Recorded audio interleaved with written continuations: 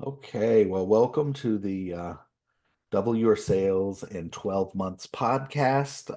I am pleased to be joined today with from and how do I pronounce your last name? Because I just want to make sure I get Tonti. it right.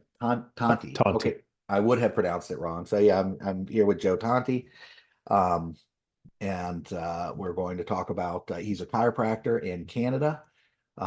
So you know how to spell Canada, right? Canada. Uh, you look at the eye roll. So yeah, I'm thrilled to be here. Dr. Joe's been a chiropractor since 2016, so he's been doing it for a while. He's working with a practice right now, and is looking to branch out on his own. Has a pretty substantial billings every year. You said you don't mind sharing that kind of stuff, that No, information. that's fine. Okay, so a little over $300,000 in personal billings every year.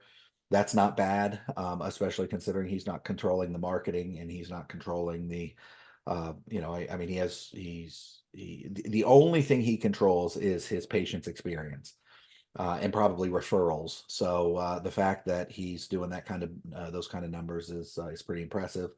I am sure that we're going to be able to lay out a plan over the next hour or so where we'll help him.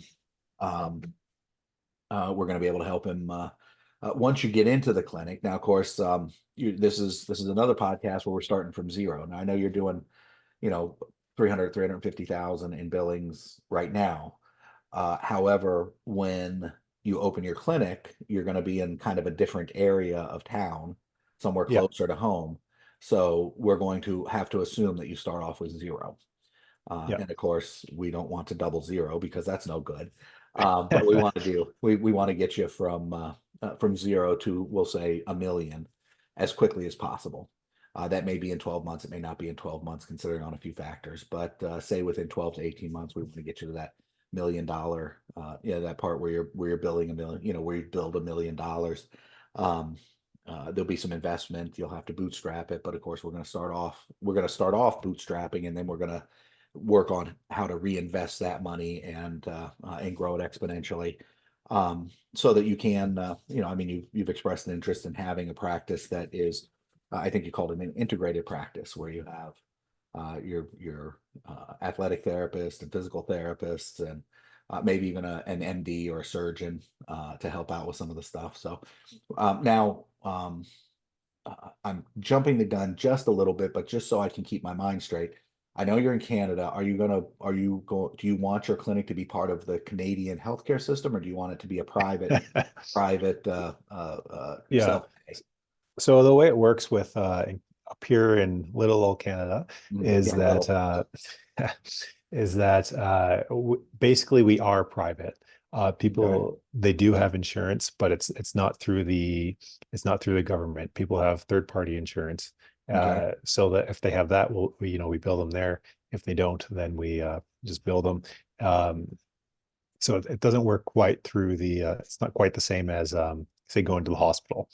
Um, Okay. yeah, so with physio they have that a little bit, but it's pretty much private, except you have insurance as well. Okay. So there's the government insurance, or the Yeah. government, And services, yeah, and then and there's the private chiropractors don't insurance. yeah, and chiropractors don't have any government pay. Gotcha. Also, it's different from American insurance, where if we bill, say $100, and they have say you have a copay of $20, so they only pay 80%. They actually pay us the 80%. They actually pay us the $80. It's not like we have to haggle with them.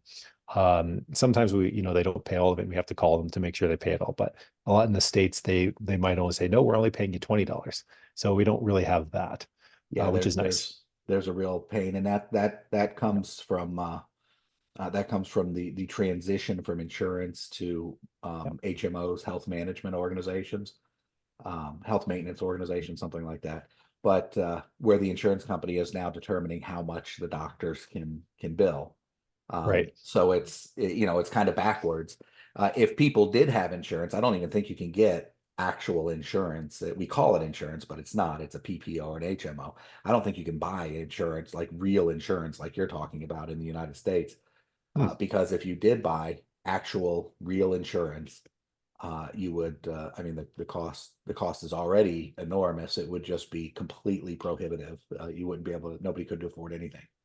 Um, And yeah, it's so that the number of policies, if it's even available, it's very, very small where you actually just go and pay and the insurance pay, you pay a monthly premium or you pay a yearly premium and the insurance company, um, let me shut my phone off here. I apologize.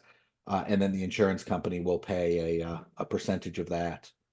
Um, and then you pay a percentage of it. That system is long gone in the United States. If not, in fact, then if not actually, in fact, then effectively it's long gone. So anyway, that is what it is. Um, uh, uh, Interesting topic about the way the different company or the different countries handle their health mhm. insurance and healthcare.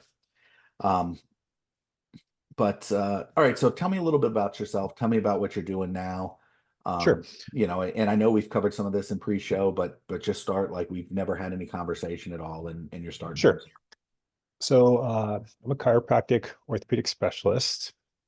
Just got that dezgnation earlier this last year, I guess, Mhm. last February. So it's been about a year. Essentially, that we means is way treating and helping people with orthopedic injuries. So, serious injuries. I'm dealing with a shoulder injury right now. So things like that. So, helping you recover from fractures, dislocations, serious issues where you're actually, possibly impaired or disabled or, seriously hurt. And, you don't want to stay hurt forever. You want to actually get better, get back to, working, living life, doing the things that you want to be able to do. Um, so helping people do that. Um, right now, I'm a contractor in an office here in the city, and like you were saying, looking to branch out on my own uh, for several different reasons. One of them, which being more lifestyle stuff, being closer to home, closer to family. Kids are starting school, want to be able to be part of their life as they go through school. My dad was never around, just with his occupation. He was a truck driver, so gone for weeks at a time. And I certainly want to be around for them. So I think that's a big part of it. And also, um, not necessarily, and also kind of working with the team of different health providers. So, we each have kind of our own specialty, if you will. We're each able to do certain things. There's a lot of overlap, but there's usually a zone of genius, if you will, that we're able to work within. So being able to, work within your zone of brilliance and help people with that, and then say, okay, well, you need, more soft tissue therapy, so you need to see this person. You need more rehab. I don't want to spend an hour with you rehabbing you, so you're going to go see this person. So more of a collaborative model. We're able to look at the whole person, like a holistic model, if you will, to help them with all aspects of their care, not just one thing. Classically, people see chiros as, you're in and out in 2 seconds. They crack you from head to toe, and that's yeah, exactly, and that's certainly not the way I do things, and that's not really the way of the future. I think that's not really, uh, in my opinion, very great model either. Um, because again, if people are dealing with serious injuries like myself, or Mhm. have people with bad disc injuries, or uh, you tear your knee, or the list is endless. Like you need that robust type of therapy. You need a lot of things done, and doing it piecemeal where you're going to, like, say, 7 different clinics to get 7 different things. A lot of times there's miscommunication between the providers. They don't communicate at all. And I've done this with my patients currently, and it's extremely frustrating. And the patients are really the ones who lose out. So being able to kind of bring everything in house is really, I think, the way to do it. And that's why I want to do that. Okay, well, that makes a lot of sense. Now, my suspicion is, unless you want to have a lot of business partners, which I'm assuming, and if I'm wrong, please correct me, but I'm assuming that you'd rather not. You'd rather have people working for you rather than 3 or 4 or 5 business partners. I think that we're probably going to need to start off with something a little narrower in scope and then build to that. Build to Yes, that. yes, yes. I mean, Starting unless look, smaller, I don't know, starting maybe smaller. Yes. maybe your great Aunt Martha died and left you $10 million, and you're willing to take 1 million and 2 million and build out a clinic and hire everybody. And if you are, then great. I'm not that's great. We can, yeah, I mean, we can still do great stuff. As a matter of fact, we can have a lot of fun in that case. But I'm No, I assuming that that you'd rather not dip, you'd rather dip into your savings and as little as possible, and do what most of my clients do, which is to bootstrap their business. They generate some sales, take a portion of the sales, put it back in, generate more sales, I and grow you're exponentially that way. you're 100% right. Okay. I was just laying out the dream there, Yeah. and Yeah. wherever we want to go, that is the horizon, if you will. Perfect. Yeah. Perfect. No, that's, and I love the idea. I think, and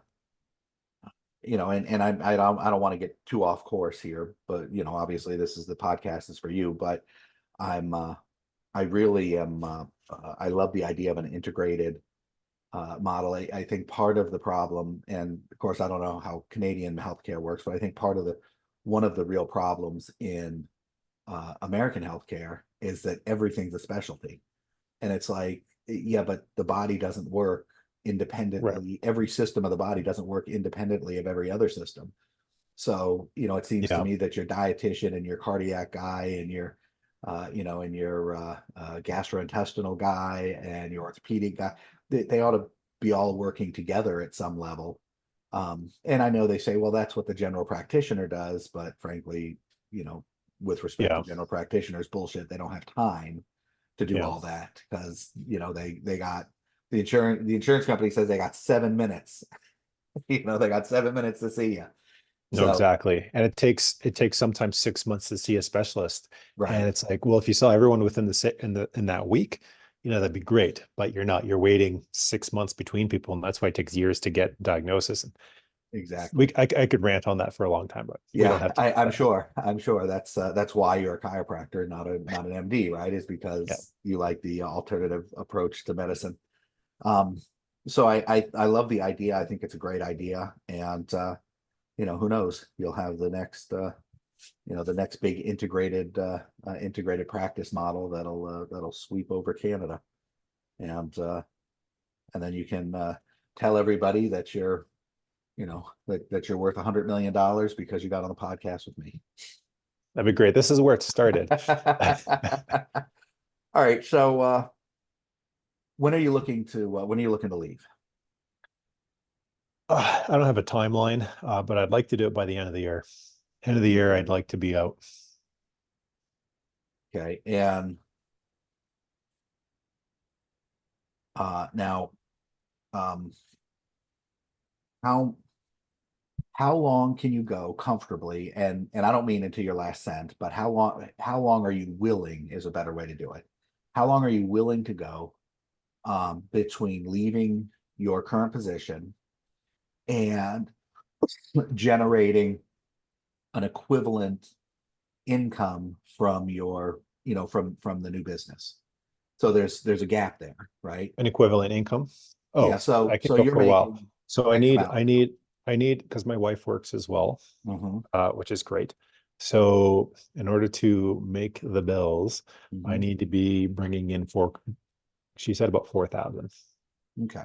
$4,000 a month. a month. Okay. These are Canadian dollars. Right. I understand. So, but Canadian dollars actually like real dollars now anymore. I Yeah, mean, we've they're real. we've we've we've screwed up the US dollar so badly that the thing is actually um close to on par. Um the that used to be a big joke, is that Canadian dollars were the exchange rate was really off kilter there for a while, a Yeah. few years ago, but it's actually much closer now than it used to be. Um all right, so we need to generate $4,000. Basically, we need to be at a point where we're generating $4,000 a month relatively quickly, Yeah. preferably before you leave. You need to Yeah. have that lined up. Is that fair to say? Yeah. Okay. And then that way you don't have to dip into anything. You can just build the Yeah. business okay, good. Um,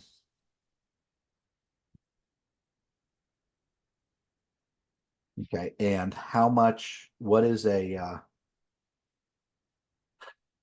what's a client worth right now? I mean, I know right now, based on the numbers we said pre-show, each one of your customers is worth billing about $330. Yeah, but that's a over the year, course of a year. over a year. So so over a monthly basis, get It's the a lot less. calculator out. Yeah, well, of course, about 1/12, right? Yeah. Um, so that's going to give you about $27. We'll call it $25 just for round numbers. So we know you want to do 4,000 a month and then divided by $25. That means 160 clients. Now those 160 clients, however, there's going to be rent and some other things that is going to have to come off the top of the 4,000. So we'll call it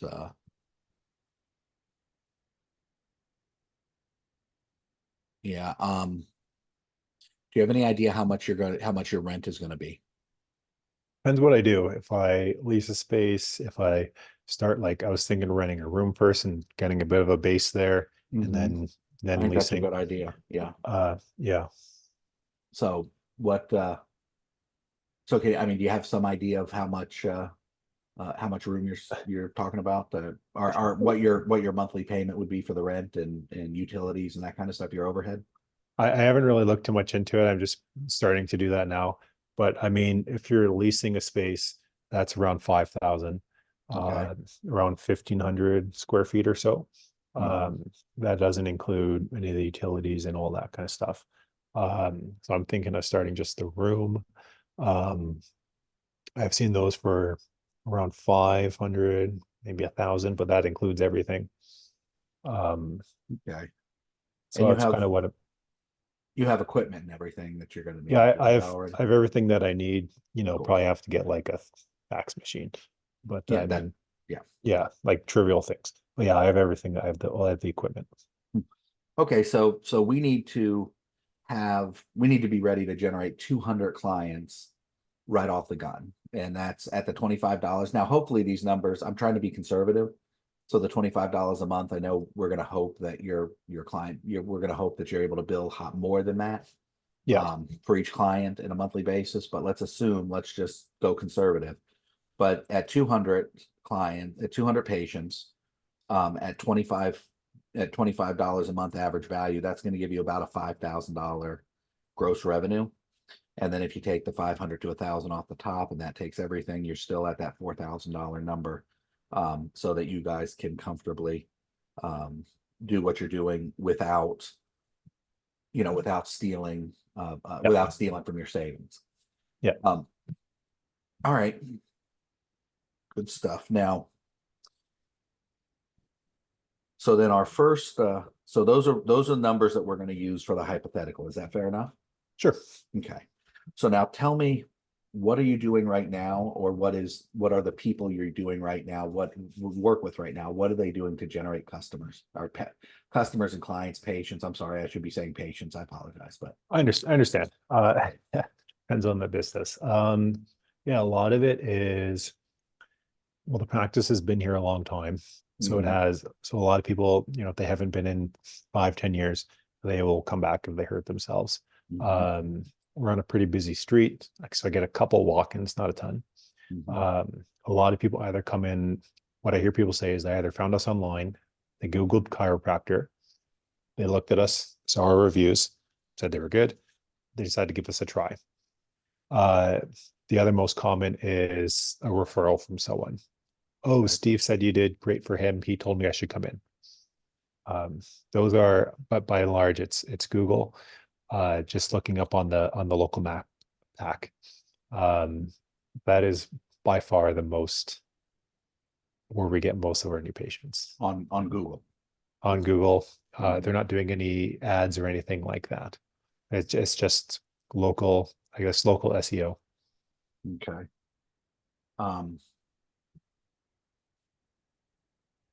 So I feel like there's a huge opportunity there. Like if it's helping that much, like actually doing some other marketing, there's oh yeah, a absolutely. tons of opportunity. Absolutely. There's a load of opportunity to work with here. Yeah. And um, are you familiar with the system that they use, the intake system? So somebody walks in off the street or somebody gets a referral, what happens to that person? Yeah. So if they They just recently started doing online bookings this year because I've insisted, and they can either book online, which has been great. Um, the software doesn't really matter, but they'll either book online or they'll call us, and then the reception will book them online, or Mhm. sorry, onto our schedule. We'll send them our intake forms, and then they show up, and then we kind of go from there. Okay. All right. And now now I know we spoke about just a second ago.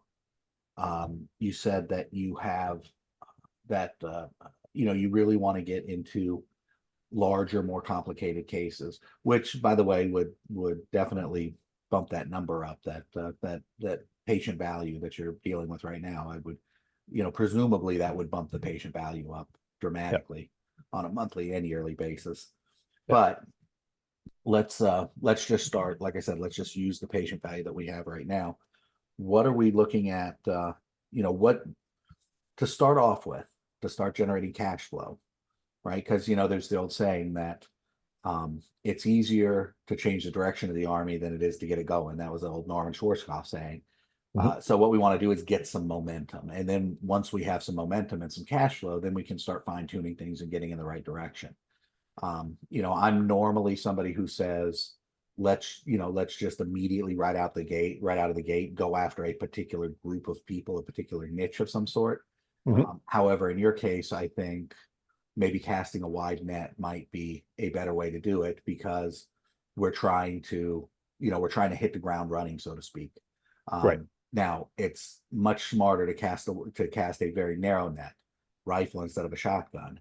To use a firearm analogy, I am American after all. It's much it's better to do that because your value is going to be higher, and we're going to be able to generate a lot of we're going to be able to get much more specialized marketing. Yeah. But in your case, I think we want to get to that thing where we can look at 200 people coming in, Right. and then kind of go from there. So what can we talk, what kind of in the short term, what can we do to help people? uh in other words, I have a, you know what do I have that I say, okay, I want to go see the chiropractor. Right. Now obviously I have, I mean, I have a serious injury and I need long-term convalescence. Okay, good, we know that. But if headache, or Right. neck pain, back pain, what is it that says, okay, I need to go see somebody, let me go see this guy? Yeah. So you just named it. The most common reasons are back pain, neck pain, headache. But really, if you're having any problems, say, head to toe, so your neuromusculoskeletal system, I can help it. So headaches, neck pain, whiplash, shoulder injuries, any type of ache or pain, as long as it's not an organ problem, uh, I'll probably be able to help you out quite a lot. Most common Okay. reasons people come in: back pain, neck pain, and shoulder injuries. I see a lot of knees, especially last time we talked, people over 50, everyone, the knees, that's really big. Um, a lot of shoulders, a lot of hips. Mhm. Yeah, I was blessed. I was having knee pain a couple of years ago, and I was blessed to have a really to know a really good coach who's like a athletic coach, Mhm. and she recommended that I do reverse step ups. So instead of stepping up forward, I step up backwards Yeah, onto whatever I'm doing, but it to increase the strength in the knee. And yeah, I mean, it worked. It was amazing how well it worked. I was shocked. I just started doing 10 step ups, every couple of days and on each side, and just nice and slow moving through it. And the knee pain just disappeared. I was, wow, some because sometimes that's all it takes, right? You yeah. got to exercise it, but actually knowing what to do is the knowing that you need to do that's important, the first part. Yeah, well, because at the time I was doing a lot of heavy lifting, so I was doing a lot of squats. Yeah. Now I naturally I mean, I naturally put my knees in front of my toes. I've learned how over the years not to do that, but it's still something I got to be very cognizant of. And my suspicion is that I was letting that knee float forward a little bit, and that was was starting to cause some problems. And Anyway, completely different topic, but when you said over 50, I see a lot of people with knee pain. I'm like, that's not, Yeah, that's me. tons. Um, all right. So now what are some of the things that people would not, that you can effectively help with, that people would not think of going to the chiropractor for? Certain migraines. Okay. Sometimes depends on the type of migraine. Some of those can be really life changing. Hmm. Um, I've had people routinely, a lot of times people think spine mostly for chiropractor, so usually back. A lot of people don't realize we treat the extremities. So remember I had one guy with a shoulder problem. He's like, oh, he gets off the table. He's like, oh, my back feels great. I wish my shoulder would feel this great. Never told me about a shoulder. I'm Okay. like, what's going on with the shoulder? And then, I looked at him and, 18 months of rehab and physio for a 10% improvement. He was lifting his arm like this high. Uh-huh. Within like 10 minutes, you get his like full range. And he's like, holy crap. So I was like, yeah. Um, so yeah, extremity stuff. So shoulders, a lot of times, you break your wrist. You think, oh, I got to do rehab.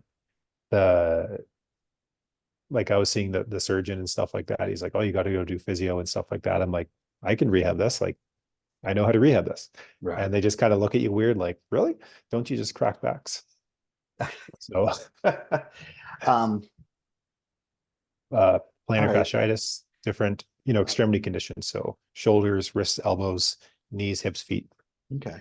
Now, is there anything I mean, and I'm gonna use something because in the direct marketing world, it's a hot button, so it gets a lot of, it gets a lot of business. But is there anything like erectile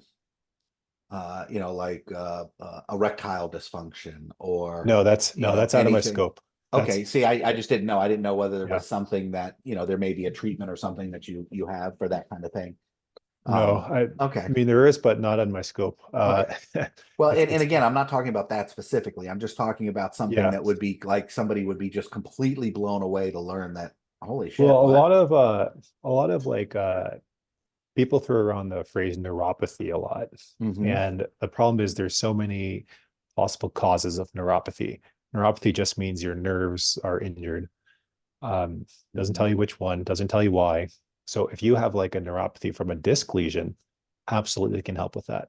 Okay. Like 99% of the time. If your neuropathy is from radiation because you just had cancer treatment, I can't help with that. Right. So this is the problem when people say, "Oh, I have neuropathy," and they said, "There's nothing they can do about it." It's like, well, what's causing your neuropathy? And then I ask them that, and they have no idea because all they know is they have neuropathy because that's what they were told. Right. So Um, what about, oh, I was just thinking about something too. Oh, weight loss. So in the yeah, States, people get chiropractors do real well with weight loss programs. yeah, Okay. I've So never that's done that. I find those frustrating because a lot of it's psychological. Mhm. But yeah, we can certainly help with that. I've offered to help people with that a little bit. Okay. That hasn't really been a huge staple in what I've done, but yeah, we can help with that for sure. Okay. Okay. So we have several different things that we can focus on Mhm. that outside of huge, really significant injuries. Yep. There's things that we can get in to start getting some cash flow. And I'm assuming these are things that you can get, um, most of the time you can get some pretty quick results with it for, Oh yeah.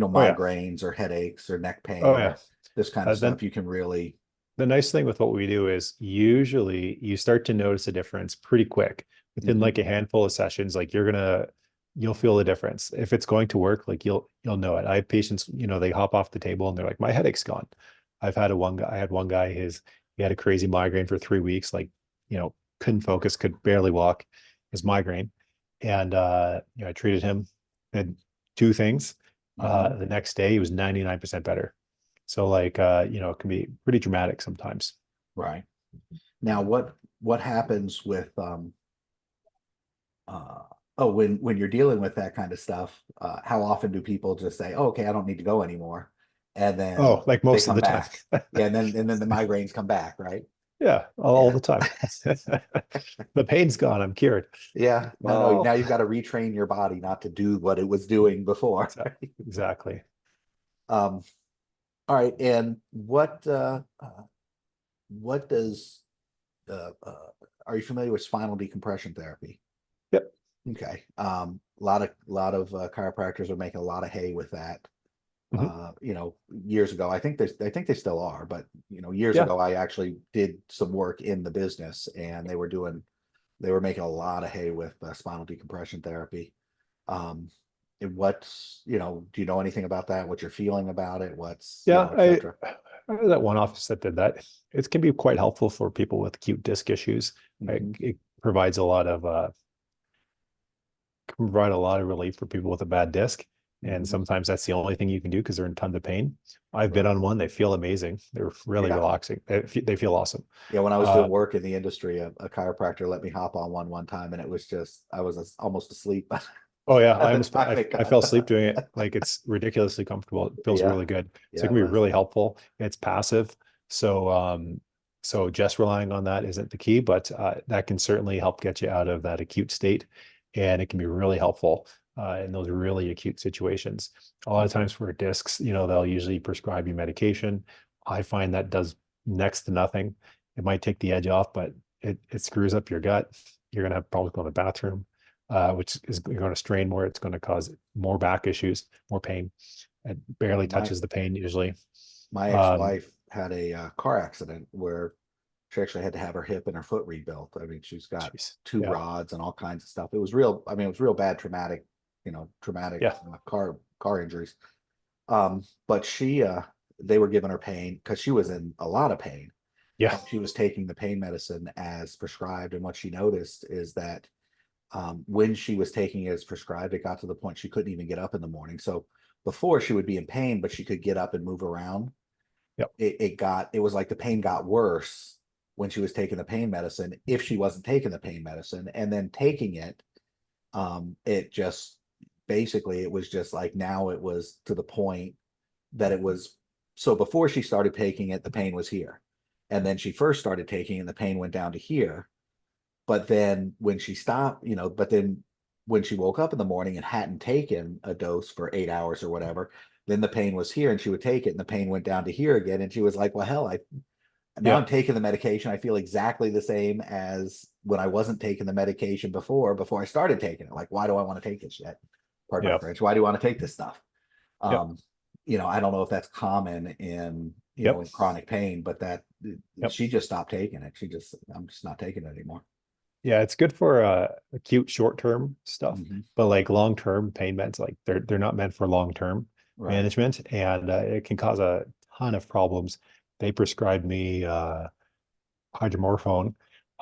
So it's stronger than morphine, basically. Wow. Yeah, 1 to 2 tablets every 6 hours. Hmm. Took it the first couple days. I still have it, but I haven't really needed to take it recently. I got a topical diclo cream, like a strong Voltaren, Right. like Advil, Tylenol, that kind of stuff. It helps right now just as much because I'm like, why would I take? Because it's for pain. So if it's not that painful, you don't need to take it. And if you take it long term, it screws up I won't bore you with the details, but it really screws up your nervous system. I've seen some people that are on it for 30 years and their pain sensitivity is like you touch them like this, like light pressure, and they're in excruciating pain because it f's up your nervous system, your pain pathways. Wow. That's why there's we just had that pandemic. There's the opioid pandemic. Like Hmm. it's rampant and it's a huge problem. Wow, that's And crazy. yes, again, I won't bore you with the details, but like it's not meant for long-term use. I can't really talk to people about this too much because out of my scope of practice. But Well, we're not doing medical advice here. We're trading yeah, of opinion, course. so. Yeah, but Mhm. that's what happens. It's called uh, like opioid induced hyperalgesia, which means medication induced. It makes your body super sensitive to any type of pressure. It's where it interprets as pain. My sister has been on pain medicines for medication for since I was 15, so 35 years, Yeah. and takes enough morphine literally to kill me. Now weighs about 95 pounds. I'm Hmm. almost 300. And if I took her daily dose of morphine, I would die. That's how much she's on at this point. Yeah. And not morphine, pardon me, methadone. And what I've noticed, I mean, you can see that when she was young, she was, I mean, she was extraordinarily intelligent, very quick-witted, very smart. And now you can see like the difference in the way she talks. I mean, just trying to say anything, she goes, uh, Yeah. and then she'll start to talk. And I mean, it's just so obvious that it's destroyed her brain. And Oh yeah. I don't know that it's done that, as far as what you were just talking about, made her ultra sensitive to pain, but it It has messes you up. absolutely destroyed her brain. When I had a appendix surgery, my appendix burst about a year ago. And when I had appendix surgery, then I told the nurse, I was like, no, I don't want, they wanted to give me whatever it was. I don't remember, some sort of Dilaudid, I think it was, but I don't know what it was, Mhm. one of them. And I was just resisting them giving it to me. And the nurse finally got pissed, and she said, because I told her no, my sister and whatever. And she finally got angry at me and said, look, I know that your sister is, I understand with your sister, but you're not going to get addicted to this. It's short term. It's just going to help alleviate the pain. It's going to help you heal properly. Now Yeah. stop, you have to promise me right now that you're going to tell me if you're in pain. So Yeah. finally I promised her. And anyway, but that was her point, is that it's just a couple of days, and just to help you get through the Yeah. first couple of days. That's all. That's what it's for. It's the problem is when you start using it long term. Yeah. So, okay. Well, sorry again, we're off topic. But I'm fascinated by this kind of stuff, and frustrated with the medical system. Although, you know, It's I I frustrating. well, I mean, I thank goodness that we do have a medical system, because that we have, because that appendix would have killed me. The arm was whatever. I had it done. I didn't need to have it done, but the appendix would have killed me. I would Yeah. have been dead. So that Yeah. was I'm very thankful for the people at Ocala Regional. If anybody at Ocala is watching this, it's a wonderful hospital, and the nurses and aides are absolute angels, all of them. Um, all right, so okay, so what's your so now I need to know, are you willing to, and I know that lifestyle is one of the reasons why you want to open your own business, but in between now and then, are you willing to sacrifice a little bit of lifestyle, sacrifice a little bit of time in order to get some momentum going, so that when you do actually open your clinic, you have some momentum already? Or is it, nope, Everett, I'm not going to trade any of my time between now and then, and when then comes, we've just got to generate 200 people right out of the gate, in the first month. um No, yeah, you know do whatever it takes, man. I'm already working tons of hours. I don't okay. mind putting in a few extra when I'm at home. My mind sometimes where it should be its own work, but should be at home. But yeah, Yeah. I don't mind putting in the effort. It's like that short term, investment to see that long term horizon, like we're talking about. So I Right. have no problem. I have no problem working. Being off right now, it's super frustrating because I'm like, I'm always trying to do stuff. Right. So, and it drives my wife nuts. But yeah, I have no problem working. Okay. Whatever we need to So do, man. so then what I'm gonna do is I'm going to describe three different phases. Phase one is now until the end of the year, when you get ready to open. Phase two is open and what to do, at that point. And phase three is once we have some cash flow happening, how we can reallocate some of that into marketing, and then geometrically expand the business. So we're probably going to be looking at like a 2-year plan, or maybe even a 3-year plan here. But keep in mind, 1 year that is kind of pre-launch, right? Yep. So if it's so I mean, it's hard to increase the sales of a business that doesn't exist yet. So we're Yes. gonna we're gonna prepare, and then we're gonna launch, and then we're going to do maybe a 12, 18, or 24-month plan after that. Um, because the nature of what we're doing here is, there's a lot of demands, right? So ideally would be, I don't have to make any money for the first 12 months. Okay, great. Now we can, um, maybe even I don't have to make any money, and I can put some money in. Yeah. But when we're saying, okay, I don't want to put any money in, which is fine. I'm not criticizing. I wouldn't want to either, because you don't want to dip into your, if you can avoid it, You don't want to go into your into your emergency fund and savings and everything. Right.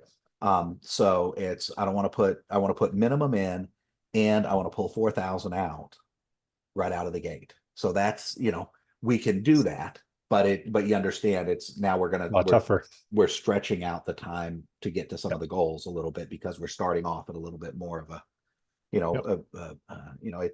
it's the old, future bank and present bank.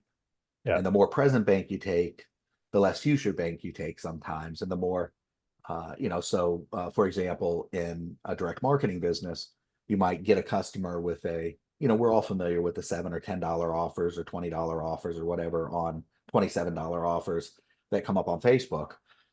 Well, if you can take all of the money that you get from that and put it back into the offer, you can generate more clients. Well, those clients might be worth 5, 10, 500, 1,000, 1,500, $2,000 over the next 24 months.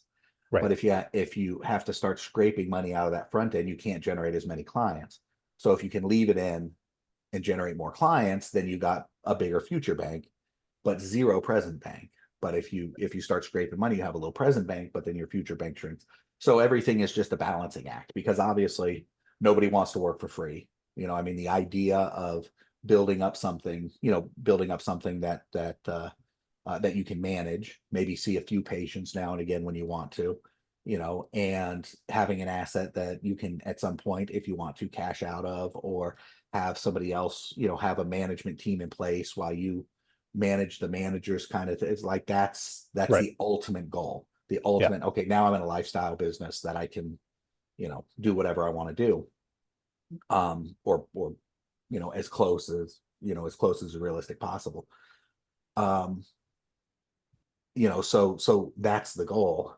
It's just a matter of, how we're going to get there and how long it's going to take to get there. So here's what I recommend for the pre. Um, now, I don't know if anything like this is going on this time of year in Canada, but are there any kind of festivals or any kind of fairs or any kind of things where you get together where you can even a flea market or something? I don't know if they call them something different, but I mean, Yeah. are you familiar with the concept of a flea market? Do they call it the same thing, or is it something different? Or Yeah. We have those here. okay, well, I mean, I figured you had them there. I just didn't know if they call them flea markets, and Yeah. if Yeah. that Yeah. sounded like a flea market, what the hell, So Right. it's kind of Yeah. a strange name, but There's tons of festivals, lots okay, of local events. There's tons of that stuff going on all the time. Less in the winter, but like in the summer, like tons of it. There's every weekend, every day, there's you have something a somewhere. do you have a chair? I mean, I'm sure you have a table, but do you have a chair, a Oh, chiropractic chair? oh, like a massage kind of chair. Yeah, something like that where you can move it around. Or even Okay. a table, even a mobile table that you can fold up and take with you and, Okay. okay. Do you have something like that? I could get it. Okay. So here's my recommendation pre is that you go to those kind of events. You book as many of those events as you can possibly book. And you start going to those events and you start doing some sort, either an adjustment or whatever, and you do it just, I mean, you can do a quick diagnosis. I know we want to do X-rays and all that stuff, but you can figure out something that you do there. Maybe it's a short massage or a quick adjustment. Now, of course, we want it to be safe and we want it to be within the guidelines. We don't want to break any ethical standards, but something you can do at a quick event. Maybe if you're having a little neck pain or your knees are hurting you or your back's a little sore from walking around or whatever, come in and we can give you a little freshen up. We want to do that for a couple of reasons. Number one, it gives you a chance to talk to people. So you give somebody Mhm. a 10-minute thing. Well, you're going to have a chatter that you talk to them. They call chatter in the carnival business, but you're going to have something you say to them, and it's going to be, hey, how's it going? What's going on? What's okay? Check their spine, do whatever you do, however you do it. That's your expertise, not mine. Mhm. Um, and then you're going to say, hey, do you have any ongoing back pain? Do you have any ongoing, headaches? Do you have any ongoing, et cetera, et cetera? And of course, you're going to be, you're going to be doing a physical examination of their spine while you're asking this, so you can get an idea. Oh, I bet they get headaches. Look at that, or It's whatever. impressive. Oh yeah, you definitely get them. Yeah, I can feel and then it's gonna give you an opportunity to maybe get a little information from somebody, give them a card. You, of course, want to get they have to sign a release. Well, their release is going to include their name, telephone, their name, Right, address, telephone number, and email address. Well, now we're list building. Um, and so it will give you an opportunity. It also will generate a little bit of cash, but it's not something you really want to do for the cash. Be nice to be able, you're going to have to pay for a booth there. So it'd be nice to right, generate enough cash to offset the cost of the booth. Um, and you go out there and you spend some time and you're going to talk to a bunch of local people. You're going to get to know a bunch of local people. You just tell them, yeah, I'm opening a clinic. We're looking at opening in January. We're looking for a location now right here in this part of town, and start communicating with them. You're also going to build an email list so you can continue to communicate with them. You can let them know where you're going to be. Oh, I'm going to be over here. Oh, I'm going to be over there. I'm going to be at this festival. I'm going to be at this deal. Come on by if you want to do something. And that's going to be the foundation of your 200 people. So hopefully, if you're going out and doing enough of these things, even one day a week, I mean, if you go spend 8 hours sitting at a festival, and you have to have a little display. It's going to cost you a little money because you're going to have to put a mhm, display together. And it's going to be, it's going to talk about migraines and talk about back pain and talk about, and then of course the beautiful thing is you're going to catch somebody who just like the person, oh, my back feels great. I wish my shoulder felt like that. Oh, really? What happened to your shoulder? Oh, well, a couple months ago I did this or I had surgery on it. And you're going to find some people now that you can start working with on an expanded basis. I don't know what the regulations are as far as, as far as being like a mobile chiropractor. So I don't know if you can go to people's houses, um, and help treat them there with like home visits. I don't know if that's legal or not. yeah, you can. You just need to make sure that you're doing, like, no matter where you're treating them, you still have to have the same standard. You still got to do the paperwork. You still got to do Mhm. uh, all the standards are the exact same if you're doing any treatment. Right. You can do it wherever, as long as you know have coverage for that, like insurance and all that. But yeah, Okay. there's no reason you can't do. There's a lot of that do mobile visits, Okay. or even treat at these kind of events. But you need to be able to document everything. Like everything documentation wise is the same. Yeah. Yeah. Well, I mean, they become a patient. Um, Exactly. so I would set up, if it were me, I would in advance set up legal, Yeah. the legal framework so that you can start accepting payments like right away from insurance companies or whatever. Um, And I mean, I would do that because you're going to find some people who need more. And you're going to find a lot of people who come in, get an adjustment. Thanks, doc. That felt good. Maybe I'll Yeah. come see you in 6 months when I feel like I need another good pop. But then you're going to find people who actually do have real problems and need some work. And why not treat them?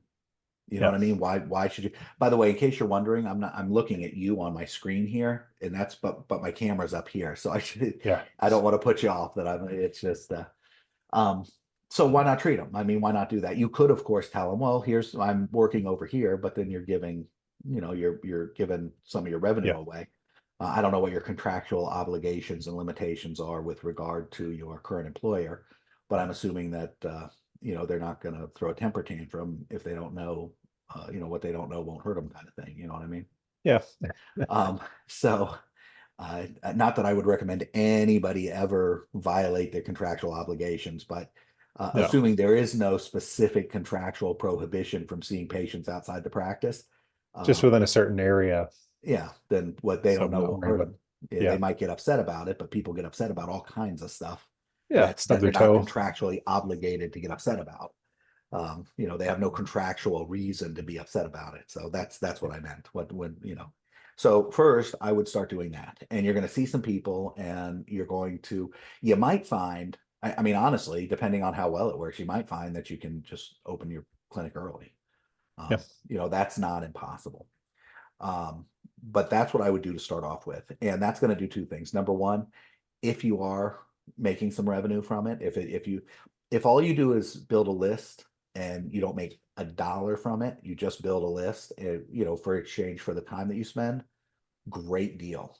Even if Yeah. it costs you a little bit of money, great deal. Yeah. But who knows, you might actually start generating some cash from it. And now if you start generating some cash from it, that's good, because then, you can bank that money and keep that as, okay, well, now this is a separate savings account that's specifically for my business, right? So now I'm not going to dip into the family savings account, but here's a little savings account that's specifically for my business, because I'm still working full time and now I'm making this other money on the side over here. You know what I Right. mean?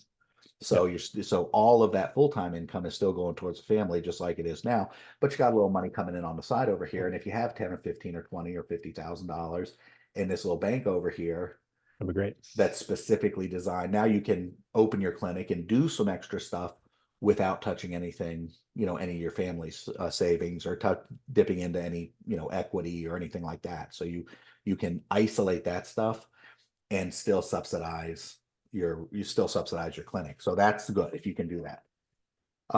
That's where I would start. Okay. And then once we get into the clinic, now you have a list. Now you have, presumably you have a practice. You have, people who you're already seeing at, who knows how many, but you have some people you're already seeing. And now you rent a room, and start off with just renting a room. Don't go for a big space. And then, uh, oh, and then we're going to start doing a little bit more marketing, right? So what we're going to do is we're going to, and this is very tried and true in the, in the chiropractic space. But you're going to pick 3 or 4 or 5 of these things that you feel very comfortable, the things we talked about before, not major injuries, but 3 or 4 or 5 of the things we discussed: neck pain, back pain, shoulder pain, knee pain, whatever. Right. And there are scores and scores of um, uh, of consumer reports that are marketing consumer reports designed for chiropractors, that you just run small ads in the newspaper, or run pay-per-click ads, that will drive them to, and it's a report, but it's also a sales letter to come in and get treated for chiropractic. So, Right. we're not going to get into some of the specifics. Maybe maybe after the, first hour, we'll get into some more of the specifics. Sure. But you use those kinds of reports, that kind of lead generation and lead follow-up system, to generate business. Now you also use signage. You may also find that it makes sense to still go out and see people in festivals and, this kind of stuff. It may make sense to still go do that kind of stuff. It may make sense, you may find a very nice niche with, with home visits. I don't know if anybody's doing that in your area, in your practice area, but you may find that you get a very nice little niche area there where you're going to see a home visit. I mean, you gotta be able to bill more for a home visit than you would Yeah. for office visit, right? Yeah. Um, so then once you have the office open, you have a location, you're going to start doing some lead generation, print lead generation, maybe direct mail, although direct mail is tough for this kind of thing because it can be expensive, but some print, and definitely some online lead generation. Facebook, YouTube, Instagram, um, Google pay-per-click, Bing pay-per-click, right? You're definitely going to want to do these kind of things, and you set up the system based on copy, based on the copy that I said is available out there for all, but it's in the chiropractic niche, where it's like the, free report reveals the, solutions to Right. headache, pain, or whatever. You get the idea. Yeah. I have one coming out this February. Well, I'm going to do it in March. It's how to never have a headache. There you go. Yeah, perfect, exactly. Yeah. How to. Yeah. So then so we're going to develop that kind of system, and that's going to take care of the cash flow in your practice, right? So you're going to have people coming in. You're going to see, you'll have people coming in. You'll be treating these kind of minor things. I know this isn't ideal, but keep in mind this is a step to, Yep. to the and look, the truth is, I mean, I know part of the reason that you want to do this is because it's, because you really want to make a difference in somebody's life. But you know good and well that if somebody's suffering from chronic headaches and suddenly they're not suffering from that's like It's a big that. I deal. mean, that changes their life. If somebody Oh, it has does. back pain and suddenly they don't have back pain, that's like, I mean, that's they don't care how much they're paying. They just, I mean, No, it's it huge. literally changes their life. So so you're still, even though you're not going to be dealing with like major accidents and rehab and that kind of thing, you're still going to be making massive impacts in people's lives. Oh yeah. Um, so then now once we get that working, and now we have, people coming in, we have a nice lead funnel. We have our billings are where they need to be. Now it's time to look at the bigger cases. Now what I like about the bigger cases, and you can probably do some of this with the, with the smaller cases too. You can probably start talking about prepay at some level for some of the smaller cases. Um, but what I like about the bigger cases is you can probably develop um, a very comprehensive treatment outline for these people. Right. And it probably, I mean, I'm assuming, if they're rehabbing from X surgery, then this Yeah. is the rehab protocol. So you can just go down the list. It's the rehab protocol, and and hit them with a prepay, a prepay system on that. Now I don't know what the insurance companies think about that. I don't know how all that works in Canada. I know in America it doesn't exist. It's all out of pocket if you're doing prepay. Um, but prepay is massive for particularly in the chiropractic or the dental niche, because you're Hmm. taking somebody instead of coming in and whenever they stumble into the office, they get $30 or $40 or $50 or $25 or whatever the number is. Now they're writing a check. So now you're not making $50 a week from that guy for 6 months. You're making, several Yeah. $1,000s. Here's the check, boom. Right. So Right. so it becomes, as a revenue generator, it becomes much better for you as Yeah. a practitioner, and as a business person. It becomes much better for the client or for the patient, because they'll actually do the exercises you tell them to do because they wrote you a $6,000 check, right? Or whatever the number is. I'm just pulling a number out of the air, but you understand they wrote you a 1,500, 2,000, $5,000 check. They're going to do what you tell them to do. They're They're, invested. yes, they're invested. They're going to show up for their appointments. They're going to do the work. If they're giving you $50, it's like, I don't feel like doing it this week. We'll just skip it, or I'll Yeah. just skip, and they don't rehab properly. Yeah. I'd say like 9 out of 10 people, eh, 8 out of 10 Yeah. people probably don't do anything. One probably do a little bit, and then the one person does everything you ask. Yeah. And Yeah. that's good numbers if it's even that much. Yeah, well, I mean that was me when I was rehabbing. I mean, when I hate being down from surgery. So, Yeah. I was the guy who was asking the surgeon like 2 days after my appendix surgery if I can get up and walk around, and her eyes got big, and she said, "Well, yeah, walking's great, can you?" And I said, "I will. I'll do Yeah. it. If I can do it, I'll be up. Just tell the nurse because she won't let me, Yeah. and so yeah. Anyway, so yeah, but I know that most people don't do that. So, what we want to do is the more invested we can get them, the more likely they are to follow the program. Because you're immediately now, you are an expert, right? So when they're giving you $40 every time they bumble in the office, you're just a guy they give them $40 to. Yeah, you're a doctor, Right. but Yeah. but when they're writing you a three, four, $5,000 check, now, holy shit, I wouldn't be writing this. This happens internally. It happens subconsciously. I wouldn't be writing this check unless this guy really were an expert. Yeah. So, better for everybody if you can do it. I don't know what the ethical and legal ramifications are in We're allowed Canada. to, it really depends on the province. We're Mhm. allowed to do that up to $1,000, I think, Okay, prepay. so you can hit them for up to $1,000. Yeah. Okay. Well, it's still, I mean, it's better if they write you $1,000 check. There's still more vested, or run their card for $1,000. They're still going to be more invested than if they give you 40. So, Yeah. you know, um, but now, so now we're, call it 24 to 30 months from now. 12 months pre-launch, we launch the thing, you are generating some cash flow. We build out some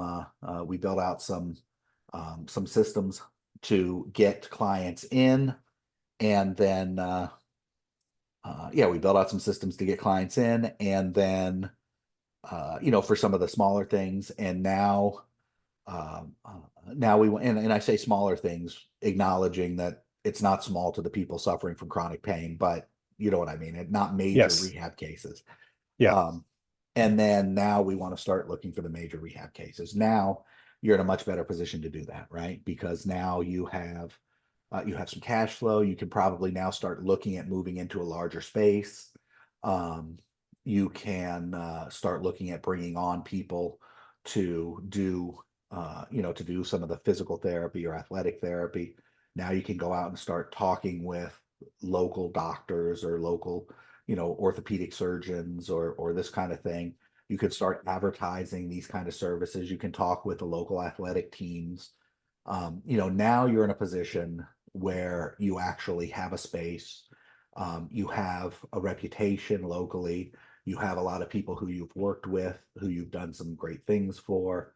Now, when you start advertising that you're going to help somebody with their rehab, now it's not just their post-op rehab or their rehab from their injury on the on the sports field or whatever, their work-related rehab. Now we have something we can actually, now it's it. I mean, your credentials make it believable, but now it's like, oh, wait a second, this guy, now we have a spot. Now we have, you actually have an office with some people and a receptionist, et cetera, et cetera. And am I Yeah. making sense? Yeah. Yeah. So, You're not just in a room. You have the whole facility. right, you have more of a facility. Um, and so then at that point, I think you start working, working to generate those that business. And Um, I think that will involve some PR.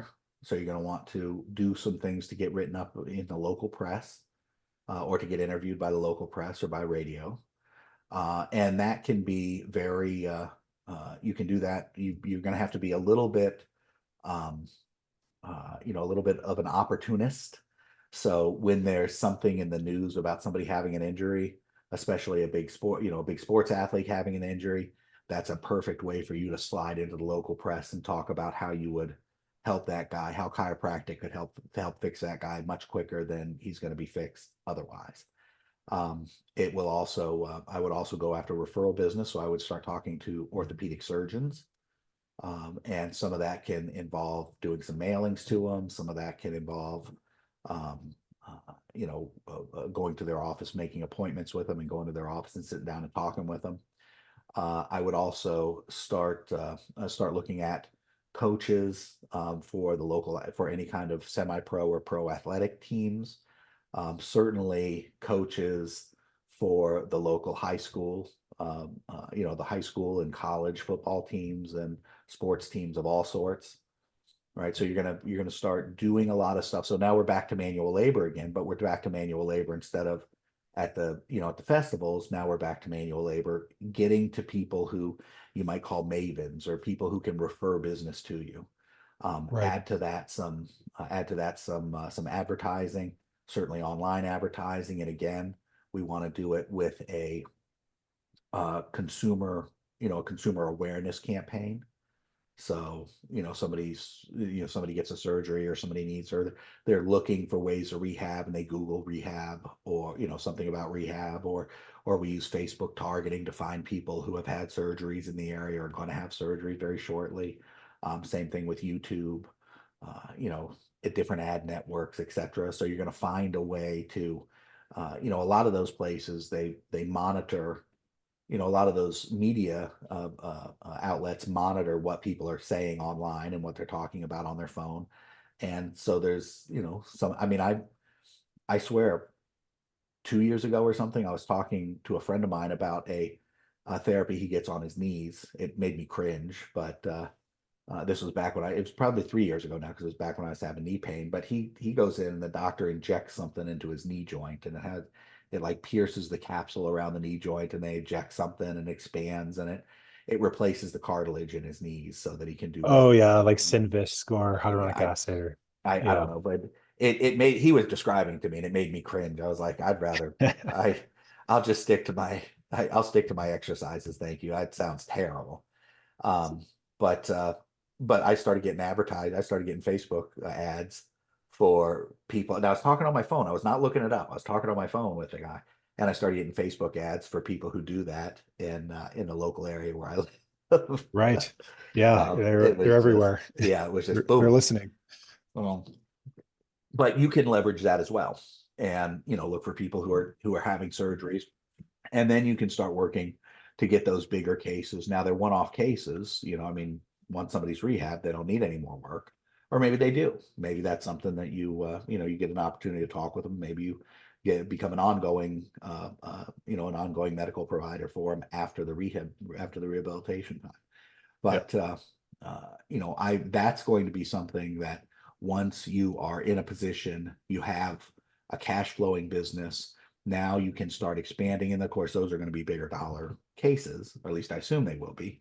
And now the Probably. bigger dollar cases, because now that guy's going to have to come in 3 or 4 days a week, not 4 times a month, 4 times a week. Um, Yeah. so now you get those bigger cases, and uh, and that's going to allow that will help you expand as far as getting some of the other staff. And then of course, if you can put somebody, if you can end up with a surgeon on staff, that's even better. Yep. You know what I mean? So I think that's the outline now. There's a lot more to do. So if we were already in step two, then we would start talking about how to bring people in more often. We'd start talking about what else to sell them. We'd start talking about how to raise your prices. You know what I mean? We'd start talking about how to close more prospective clients, more prospective patients. They come in for for an evaluation, and then they never come back. How to get more of them to come back. Hmm. So those are all things. Those are all still things that are outstanding.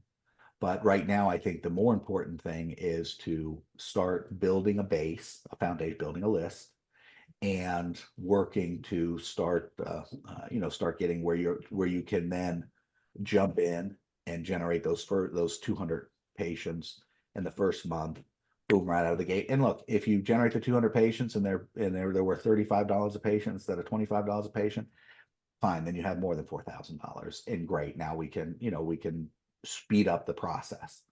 But I think that's what to do. I mean, I think that's where you go right now. That's what you do right now to get started and to get out of the gate. Does that all make sense? Yeah. Okay. Um, so I think that'll do it for the public portion. So the private portion, we're going to start here in a second. Um, and pardon me, that of course is we're going to talk about specific tactics to do in some of these, some of what we're doing. So we're going to talk about some specific tactics. So bear with me just a second, doctor. We're going to do this. Your screen's going to go blue for a second.